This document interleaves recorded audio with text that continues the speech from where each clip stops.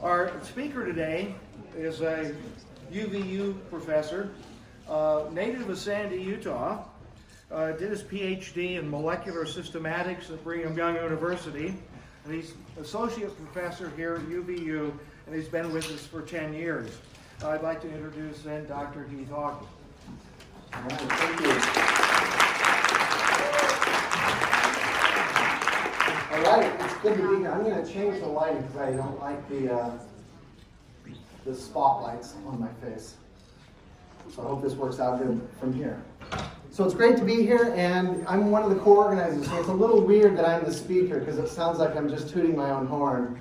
But we decided this year maybe there was a couple things that's been going on with my research that was going to be interesting enough to be our Darwin Day speaker. So it's a real pleasure to be here and to be the Darwin Day speaker this year.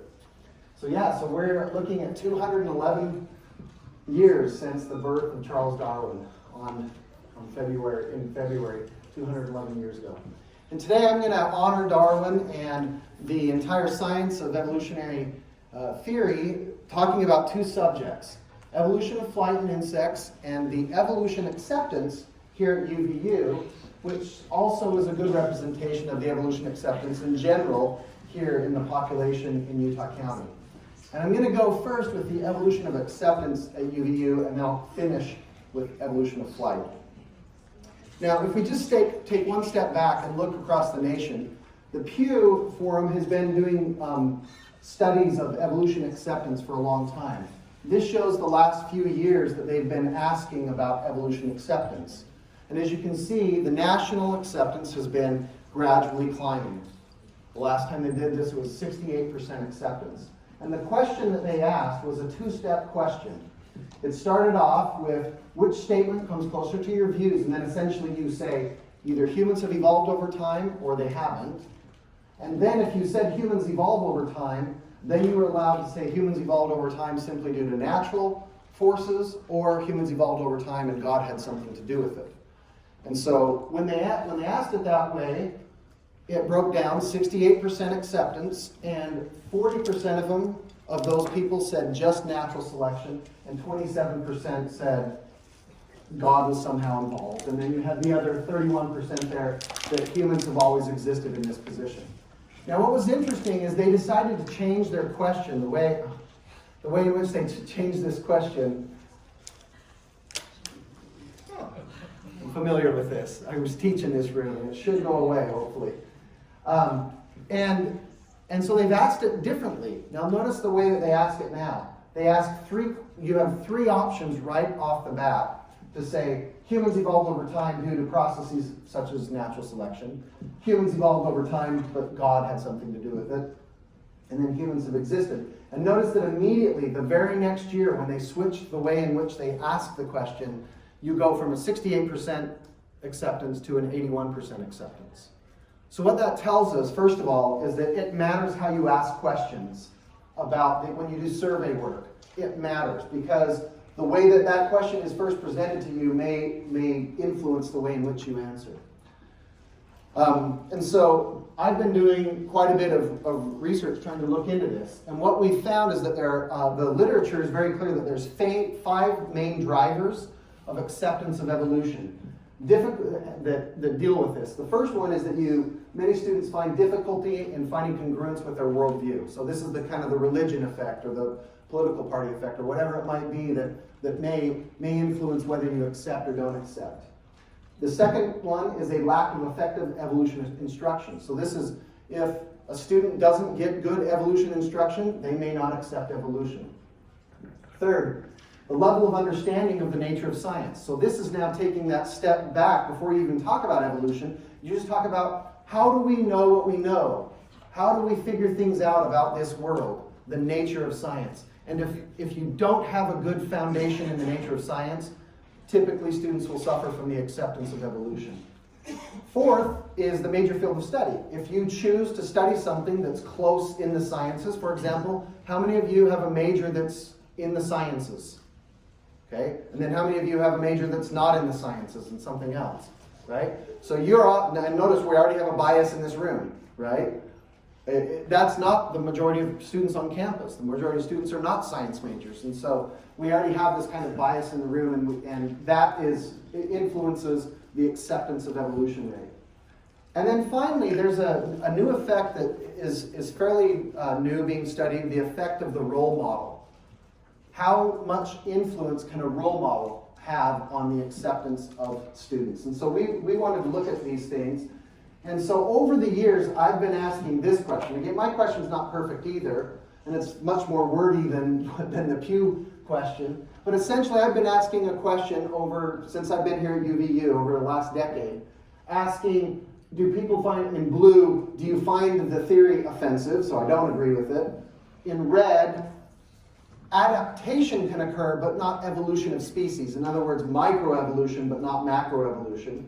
The third one is evolution might apply in the green. It might apply in some circumstances. Some things can evolve, but don't try to say all these big lineages evolve this way. And especially what's underlying there probably is when people think not humans. Humans didn't evolve. Other things can evolve, but not humans. And then the last one, what I'm trying to get at is just, do you accept evolution as a well-founded principle? And you can see that acceptance started in the low, below 25%. And it's kind of gone back and forth, but it's kind of rising. If you had to put a trend line on that, we're getting a little bit bigger, close to 40% acceptance. Yes? You ask the same questions for each year? Yes, it's been the exact same question every single year. That's why I haven't changed, because I wanted the exact same question, because probably I can come up with a better question now. Yes? Are these just your 1010? These are just my 1010 students. And did it include high school students in the years you taught high school? There's a few high school students that sign up for some of our Bio 1010 classes.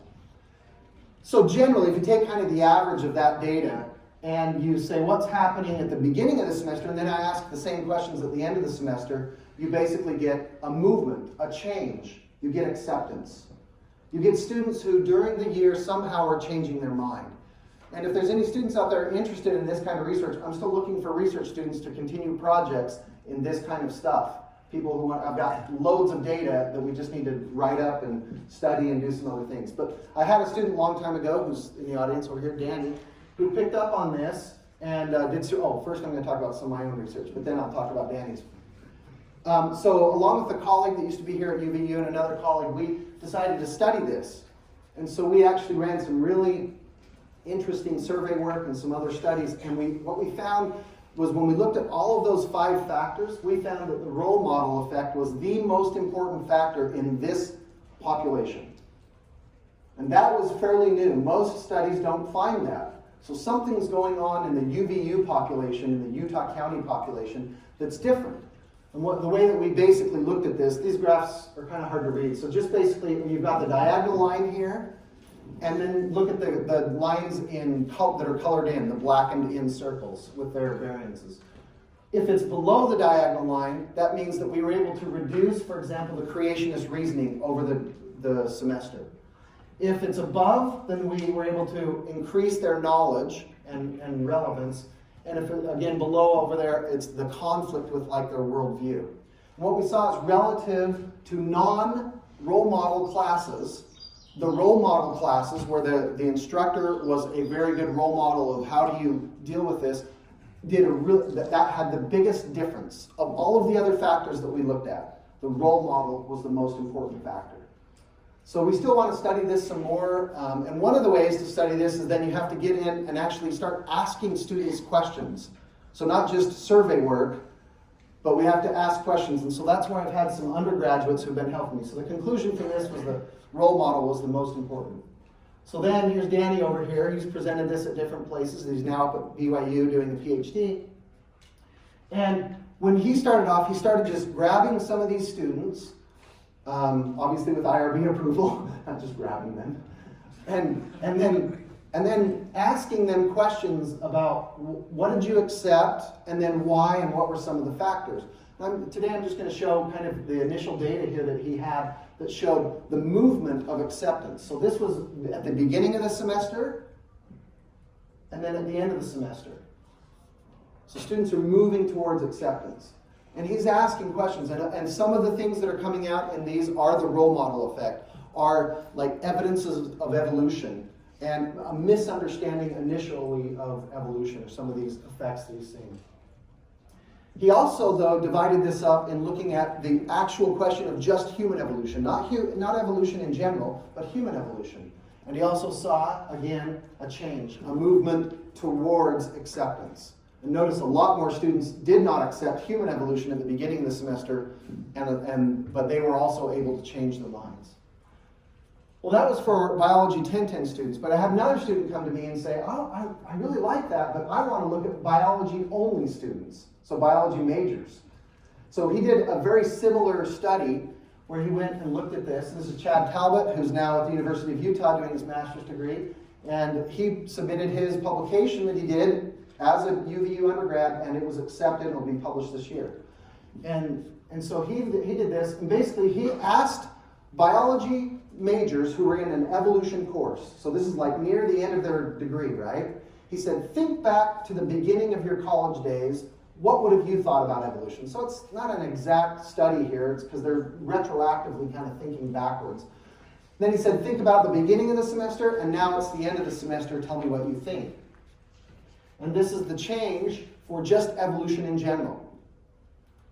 Many of the students before college would have identified as not accepting evolution. Notice right around that 32%. Pretty similar to what was the data that I showed earlier. But by the time they get to an evolution course, they're already up to 83% acceptance, which means, good job, colleagues, all of you who teach in other classes. Our students, by the time they get to their senior year, are accepting of evolution for the most part.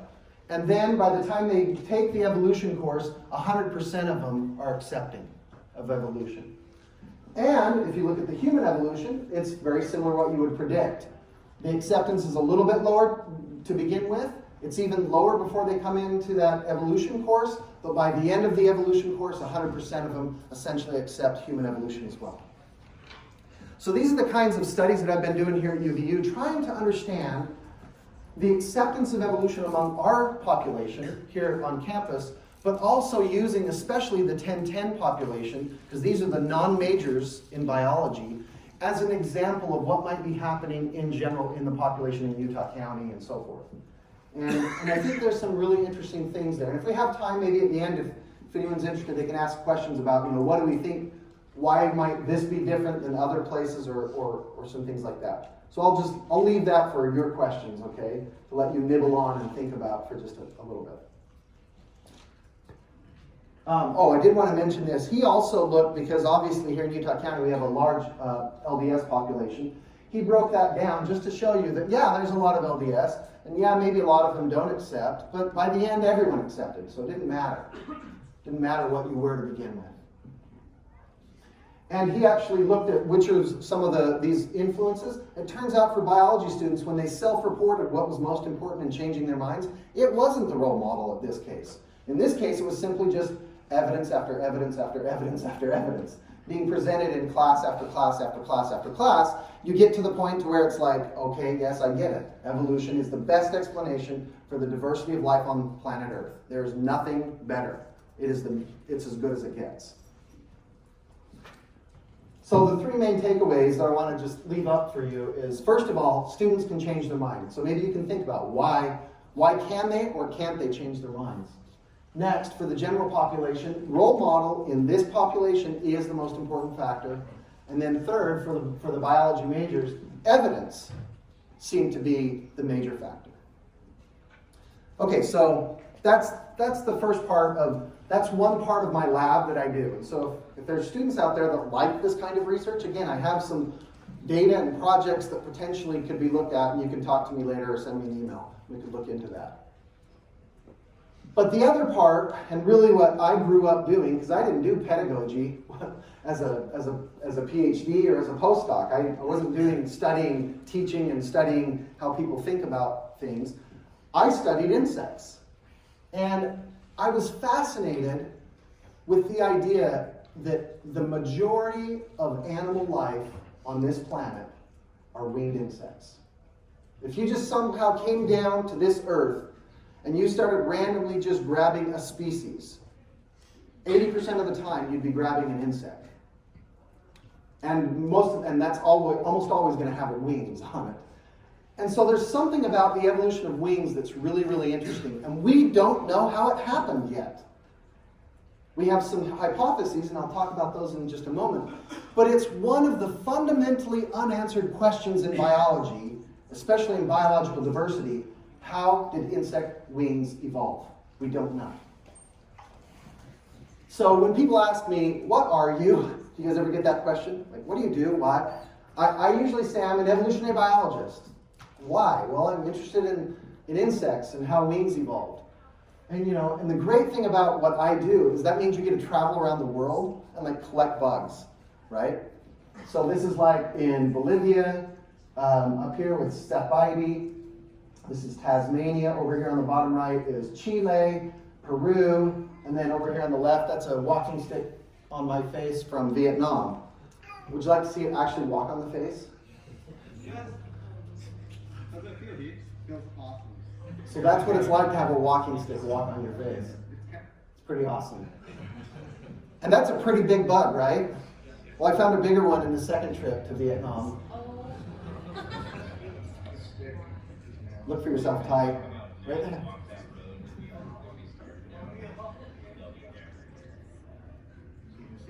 That's the largest insect I've ever had collected. The length of my forearm. Huge. That's how big they are.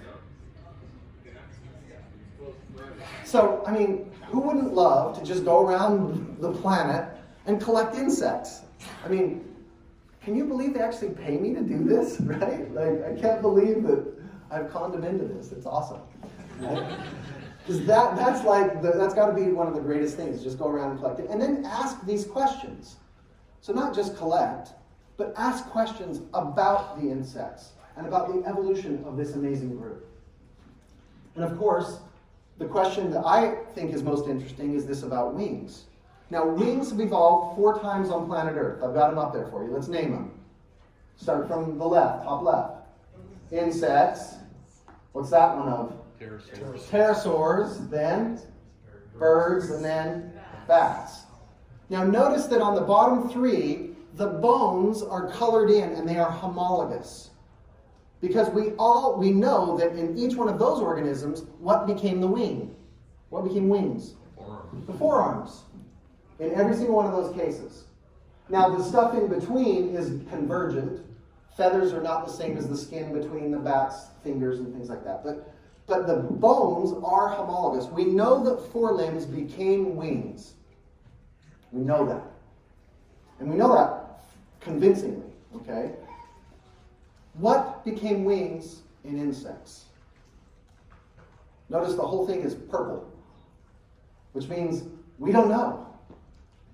We don't know what became wings in insects. This is akin, to demonstrate this, these are 2 insects that have never had wings. So these are insects that are on the tree of life before wings came about. Okay? So we have silverfish and jumping bristletails. How many legs do they have? Count them up, 6, right? Both of them have 6 legs. Okay? Let's look at the group that I study, mayflies, which are the group of insects that are first, of insects that are still alive today. They're among the first insects to have gained wings. Okay? So let's look at them. On the left, I have the nymph. These are the ones that live in the rivers. And then on the right, the adult. How many legs does the nymph have? 6. How many legs does the adult have? You have to kind of be creative here, but 6. So did legs become wings? No. So once again, what became wings? You see the question here? It's a very simple question. But it's a difficult question because we don't know. Okay, so this is akin, just a second, Jim. This is akin to angels and dragons, typically. Right? Think about how angels are depicted or how dragons are depicted. Where are the wings coming from? Yeah, like maybe shoulder blades or, I don't know. It's weird, right? Have you ever thought about that? Like, what actually did that come from? And that's not even to go, but there's no way that those wings in Pete's dragon could have lifted, provided enough lift to carry him off the ground. But that's a separate issue. It's magic. It's magic, that's right. Okay, so we go into the supernatural. Jim, did you have a question? Oh, I was just wondering if you know that wings are not duplications of the second appendage, the second leg in the same segment. I mean, I would think that the simplest hypothesis would be, oh, here's the second leg. Let's duplicate it so that there's actually two legs coming out of the thorax at this position. Okay, so he's And then saying, one can evolve. because he knows about maybe arthropods, and he knows that some arthropods have biramus appendages, and so maybe something that associated the leg became part of the wing. And that's a good hypothesis. I'm going to show you that's one of the leading hypotheses here in just a moment. Yeah, but think about it. That's what it is. Now, just to be fair, not all of these stories that are fake, right, get it wrong. For example, you got to give credit to Hobbit, because look at Smaug. Is he a tetrapod? Yes. Yes. And what became the wings? The forelimbs. Okay, so they got it right, at least in that movie, right? But typically, we don't get this right.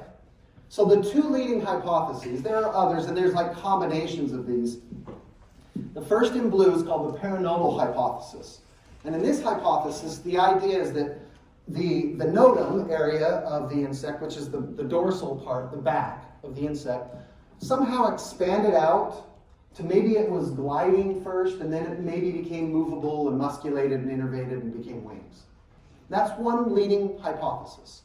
Another hypothesis is that it is the excite hypothesis.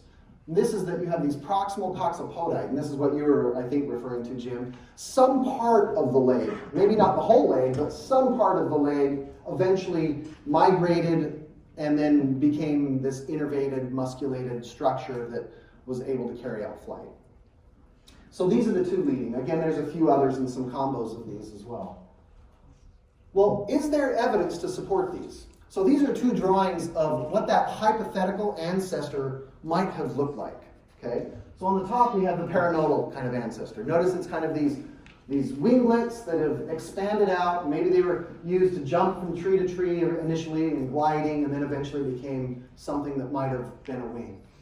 And on the bottom we have the excite hypothesis with something associated to the leg. And one of the real obvious candidates for this is gills.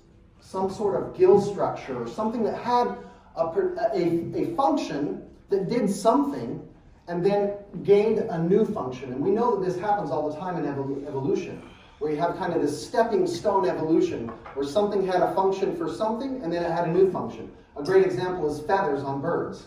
Feathers first started on dinosaurs, and they weren't used for flight. They were used for other things.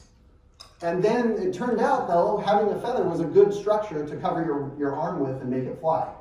Okay? And the same kind of notion might be happening here, where some structure associated to the leg, that, like a gill, might have then turned into a wing.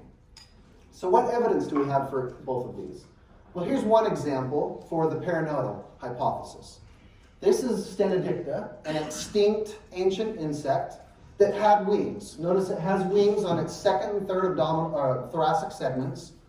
But look on that first thoracic segment. It also has these little winglets.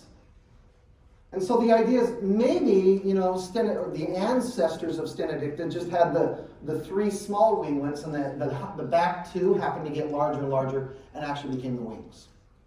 Maybe. Okay, so there's ideas like that. There's other fossils that lend some ideas to this as well. What about this idea of structures associated with legs that then become wings? Well, we don't have to look farther than the group that I study, the mayflies, to see this. Here we can see this mayfly. This is a Asian mayfly, Cyphoriscus. It's hard to see here, so the drawing helps you, but they have these little hairs that come off of the legs. These are gills. And mayflies also have gills all the way down their abdomen.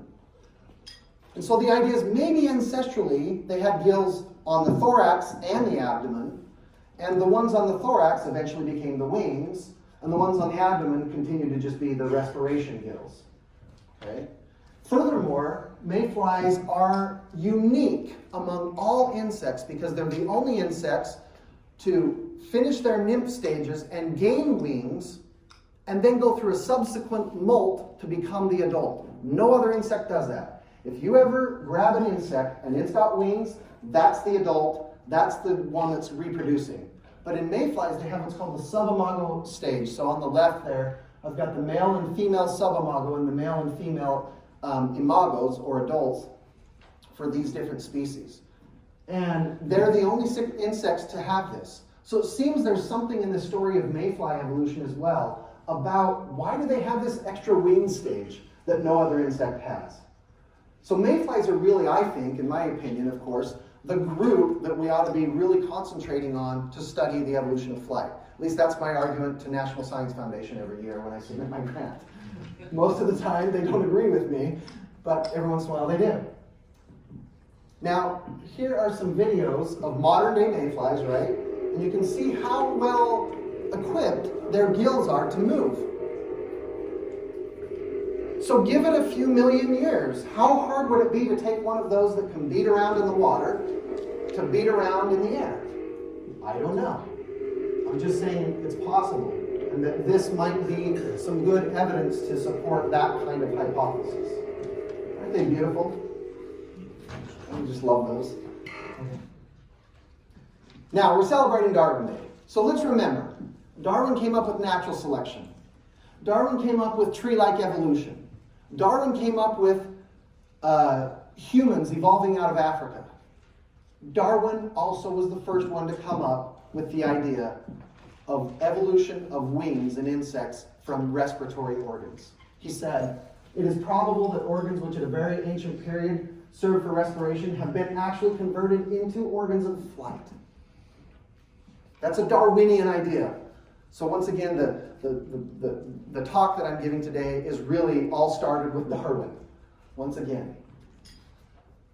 Now, when I was hired here at UVU, I was hired in 2009, and I got here, and a few months later, I was able to publish my first paper here at UVU, which was mostly stuff coming from my PhD.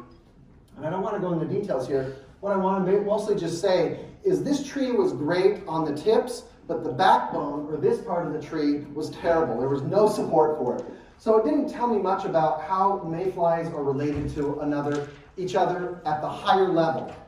It told me a lot about which families are monophyletic and things like that. It was good at doing that, but it was not good at resolving these higher level relationships. And this is like, at the end of a PhD, when you spend a lot of hours and then you get your tree back and it's like bad bootstrap supports, you're like, oh, because, but you still try to publish it, and luckily it was still published. So, what is the best strategy to increase robustness and confidence across a backbone of a tree where you have low support? I'll take any. More data, good. That's the absolute easy answer here. More data, both in terms of taxa, but mostly in terms of more molecular data would be really good, because I already had a real good sampling across the mayfly tree of life. So that's what I did. Now, to just exemplify this, have you heard of the Human Genome Project? Many of you, yeah? So the Human Genome Project took 6 to 8 years to complete, depending on how you measure it, and it took over $1 billion to do. It still, to this day, I would argue, is the best $1 billion that we've ever spent of government money. I think, I don't know, maybe some of my physics colleagues would argue differently and say that satellites were better, I don't know. But I argue this is the best spent money ever. Now, where are we? We can sequence an entire human genome for less than $1,000 and do it in 1 to 2 days. That's where we're at. So how does this apply to mayfly phylogenetics? Well, if I go back to that 2009 analysis, I had 5 genes. At the time, that was pretty impressive. It's not impressive anymore, but at the time it was. It cost me about $20,000 to do all of that, and it was 5 years, and it only generated 5,800 nucleotides. So what did I do back in 2018? Well, with a grant from the National Science Foundation, we did a new analysis for 448 genes for 105 taxa, which was over 9 million nucleotides, and it only cost $15,000, and it only took a week to generate the data. I mean, that's how much things have changed since I was doing my PhD. Things have really changed. We're in the genomic age. And so the pipeline to kind of deal with this kind of data is really interesting. So I hope you don't get bored with this, because I think it's fascinating. So we started off with a mayfly and a dragonfly, where we have the whole genome. And we said, scan that genome for common genes, for orthologous genes. So we did that. We got this huge list of possible genes. Now, instead of actually doing genes, what we did, biology majors, you guys should know this, we did actually exons. Okay? Because genes, remember, in eukaryotes are made up of exons and introns. So we actually only targeted just long exons. So we had this huge list of exons. Then we screened that list against a bunch of transcriptomes. So these are snapshots of the expression, the genes that are being expressed, these RNA transcripts. We matched it against that, plus another 2 mayfly genomes that in the meantime we also sequenced. One of my students over here that sequenced one of these. And some other transcriptomes of some outgroups. We did all of that, we filtered it, we did some other bioinformatics stuff. Eventually we ended up with 503 target exons. So then we took those exons, we generated some probes and some baits that are going to go and grab all of these things. We did that across all of our mayfly taxa that I had. We ran it through some back-end bioinformatics at the very end, some filtering and aligning and other things. And then we ended up with 105 taxa by 448 genes. So that's or 448 exons, right? That's what became the data set. So you've got this huge data set now compared to what I did before. You run it through the phylogenetic analyses and you get your tree. And here's the tree. Okay? So this is a big tree. It's like, that's where you're supposed to applaud. And just kidding. There's a tree! No, I'm just joking. I don't mean going to applaud. I mean, yeah, that's what we really want to have happen when you finally get those trees coming off and you're like, did it work? Did all of this work? Turns out it did really well. So I'm just going to zoom in to a part of this tree. But before I do that, I want to just mention that the great thing about phylogenetics is that I can break up this tree into small projects for students. So this is just a sampling of some of the students that's done things. So we just presented this last week at UCUR, a bunch of these students. So you can see on the top is Tally and Emily. They're working on beatity. Jared's working on coliboricity. I've got a couple computer science students. One of them's converted now to a biology major. But they're working on computer science, bioinformatic pipelines, and things like that. Here I've got Taylor working on heptogeneity and Talia on cyclonurity. And then I even put up this, because I put up Dustin here, is over here in the front row. He used to be in the lab with me. He's over at BYU doing a PhD as well. And he just got a huge paper published using some of this data on all of these burrowing mayflies. So, I mean, this is what we try to do. You know, the great thing about what I do is I can split this up among the undergrads, let them work, and then I just take advantage of all of their hard work and put it all together into one big analysis, right? That's the way that labs should be organized, where I reap all the benefits of their hard work. So, if we zoom in, though, to just this one upper portion of the tree. So this is that upper portion of the tree just zoomed in. I want to point out the backbone nodes here. Notice that they're all nearly 100%, which means I've now got enough data that I'm overwhelming these nodes with support so that I'm much more confident. Now, we're never 100% confident, right? I mean, my Bio 1010 students, you know this. Science is tentative.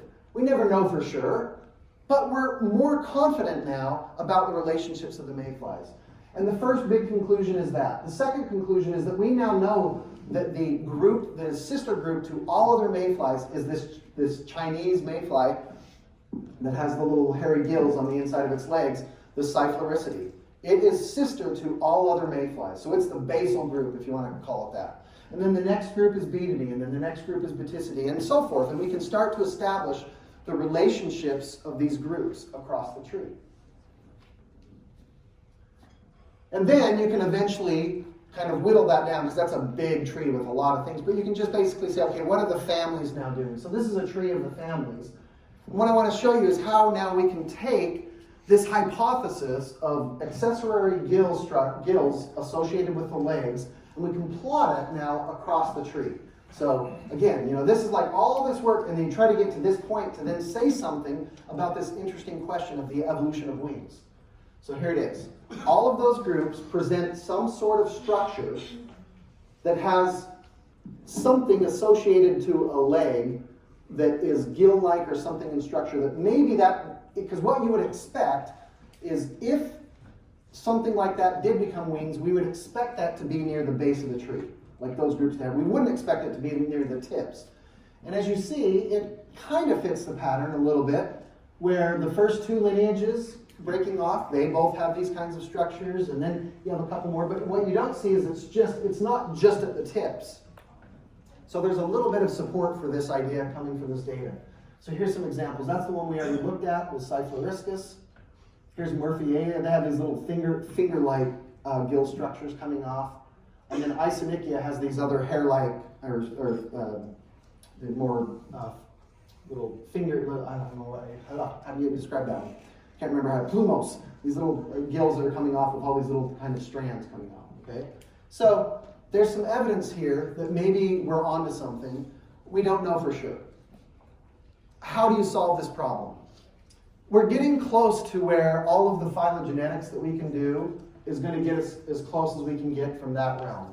And so the next part of my lab that we've been now focusing on is doing transcriptomics of mayflies. So again, I mentioned this before, but a transcriptome is where you go into a mayfly, you collect it, and you put it into a buffer that suspends all of the messenger RNAs so that they're all still intact. Then you swipe everything away except for the mRNAs, and then you sequence all of those, so you get a snapshot of all of the genes that are turned on at any moment in time. Okay? So what we're going to do is we're going to do transcriptomes across the life cycle of a mayfly, especially through the stages where wings are starting to get built on the back of the mayfly, right? These wing pads. And then, for sure, across the subimago and the imago stages.